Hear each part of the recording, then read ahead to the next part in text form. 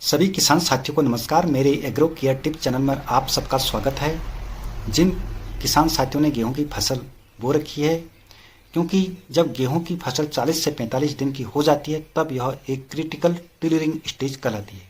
इस समय कल्लों का ज़्यादा फुटान होता है, कल्लों का विकास होता है, टिलरिंग जो है वो बनता है। इस समय अगर आपने दो काम कर दिए मुख्य रूप से, नंबर एक आपने सही मात्रा में सिंचाई दे दी, दूसरा सही मात्रा में आपने खाद दे दिया गेहूं की फसल पर, तो आपका जो उत्पादन वो 25 से 30% फाइनली बढ़ जाता है।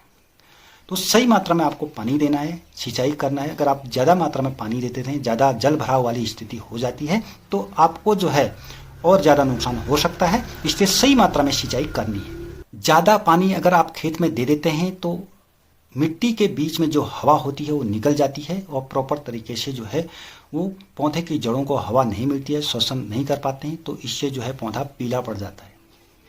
तो ज़्यादा मात्रा में पानी नहीं देना है।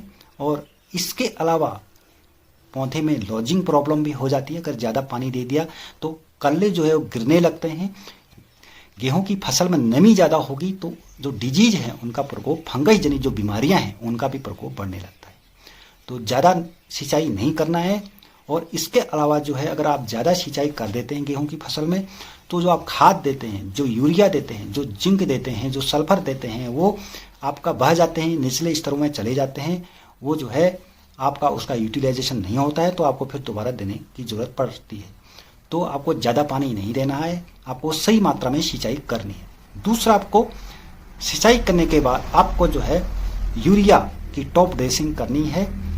40 से 45 केजी प्रति एकड़ की दर से आपको छिड़काव करना है, टॉप ड्रेसिंग करनी है। और इसके अलावा जिंक सल्फेट आपको देना है।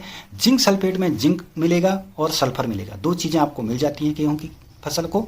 तो आपको यूरिया 40 से 45 केजी प्रति एकड़ और जिंक सल्फेट लगभग 10 से 15 किलो प्रति एकड़ की दर से आपको अपने खेत में दे देना है। ये टॉप ड्रेसिंग करनी है।